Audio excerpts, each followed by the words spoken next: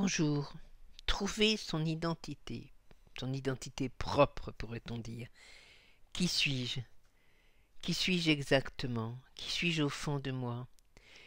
C'est dans les périodes de la vie où l'on se trouve trop confronté aux autres, où les autres appuient un peu trop, des périodes de la vie où on doit s'établir professionnellement, où on a un conjoint et puis qui nous renvoie ben, pas ce qu'on attendait de lui, ou une image de lui qui nous interroge.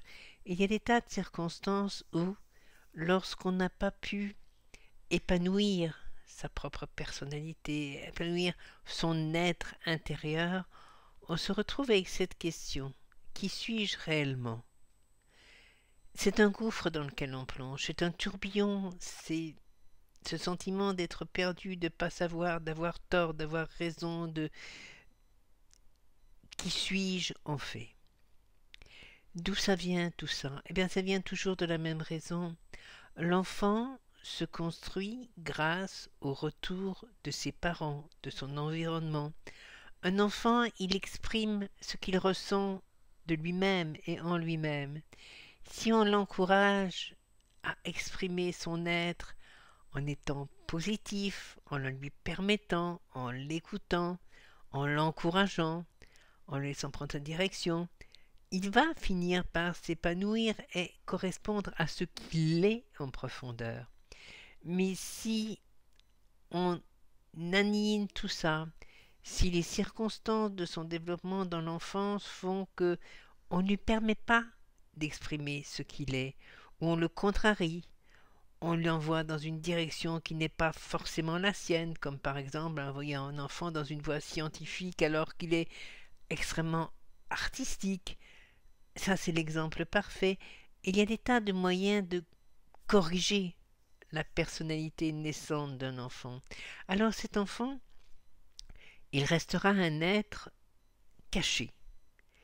Il correspondra plus ou moins maladroitement à l'image qu'on lui aura renvoyée de lui, à ce qu'on aura essayé de faire de lui, la manière dont on aura éduqué cet enfant, n'est-ce pas?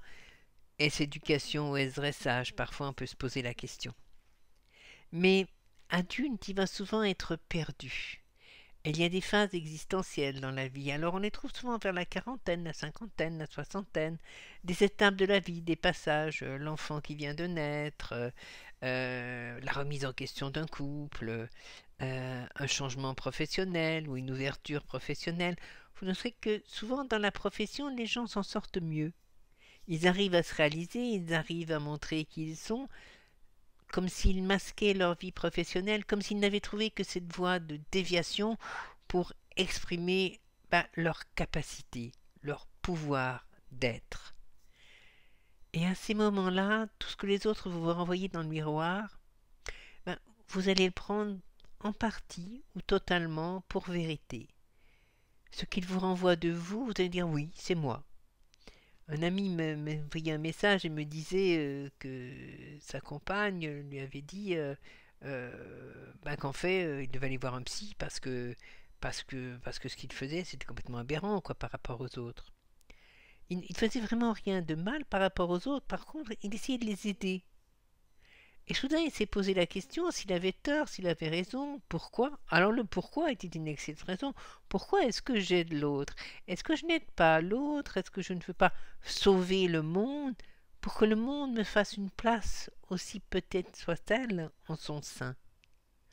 Souvent on est amené à aider, suraider et à être toujours disponible parce que quand l'enfant fait ça, et je le dis souvent, il reçoit un sourire, il reçoit un retour, il reçoit une approbation, il a une place, enfin.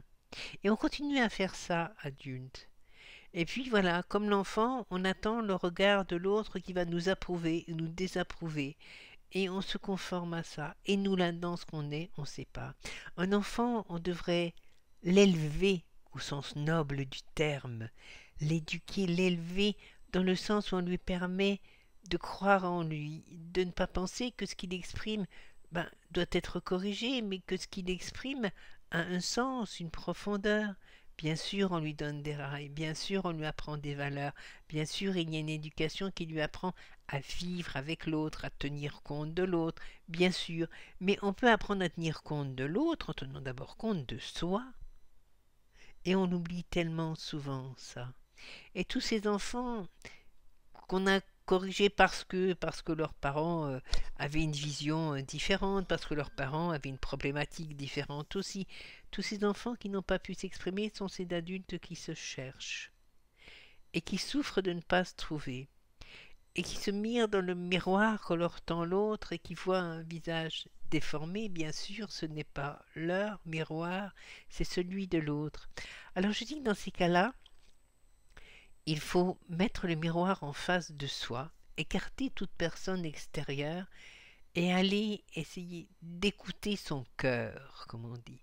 Écouter ce qui nous fait battre, écouter ce qui nous met en rage, écouter ce que l'on est. Et à chaque fois qu'on écoute ça, on essaie de comprendre pourquoi. Comprendre pourquoi, tiens, pourquoi ça me fait vibrer, pourquoi ça me met en colère, qu'est-ce qui se passe à ce moment-là, qu'est-ce qui fait que ça me renvoie ça.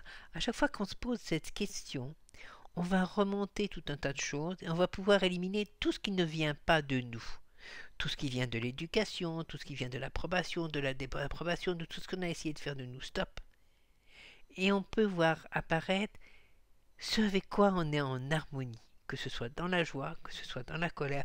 Ouais, ça c'est vraiment moi. Ça c'est moi. Et notre portrait se dessine dans le miroir en face de nous, ce miroir que l'on tient et que personne d'autre ne tient pour nous, et dans lequel on peut enfin se voir, dans lequel on peut enfin se reconnaître. Ce miroir, c'est un peu comme le soleil qui chauffe la plante tout doucement. C'est le printemps qui permet à la plante de grandir, de s'épanouir et de rayonner. Et cette plante, c'est notre être intérieur. Quand je ne sais pas qui je suis, quand je cherche mon identité, je dois me poser en moi, m'extraire du tumulte du monde, n'importe où, même dans la pièce la plus fermée, dans ma voiture, où que ce soit, juste m'isoler et m'écouter. Et quand je me mets en colère, je me retire et je m'écoute. Je me demande pourquoi je suis en colère. Est-ce que c'est une blessure qu'on m'envoie? Pourquoi on m'envoie cette blessure? Qu'est-ce qui se passe dans cette blessure? À quoi ça me renvoie? Qu'est-ce qu'on a blessé en moi avant? Qu'est-ce qu'on a dit de moi qui n'était pas moi et qu'on me renvoie là? Qu'est-ce qu'on a forcé l'enfant à être qui n'était pas et qui met l'adulte en colère ou qui le fait souffrir? Éliminer ce que l'on a fait de moi pour trouver qui je suis. Redécouvrir ce qui est enfoui en moi et qui demande tellement à courir dans mon sang, à s'exprimer dans la vie, ma personnalité, mon être profond. Ça n'empêchera pas les autres de vivre. Ça ne me rendra pas invivable, même si on me l'a appris petit. Non, ça fera de moi un être épanoui, un être rayonnant, un être posé au milieu des autres et beaucoup moins donc susceptible et certainement pas susceptible d'être agressé, écrasé par d'autres qui ont besoin de faire ça parce que ce ne sera pas un bloc malléable dont on fait ce qu'on veut, je serai un roc. Mais un roc lumineux, un roc bien lui-même, un roc qui chaque jour découvre un peu plus qui il est et s'apaise et peut enfin prendre sa place dans le monde, prendre sa place dans sa vie et la choisir. Voilà, c'est peut-être philosophique, je ne sais pas, mais en tout cas, ça essaye d'exprimer ce qui est profond en nous, ce qu'on doit essayer vraiment de faire pour émerger de cette espèce de carcasse qui nous enferme, qui n'est pas la nôtre, mais qui est celle qu'on a fait de nous. S'en extraire, l'ouvrir, partir à la recherche de notre être, s'épanouir, enfin.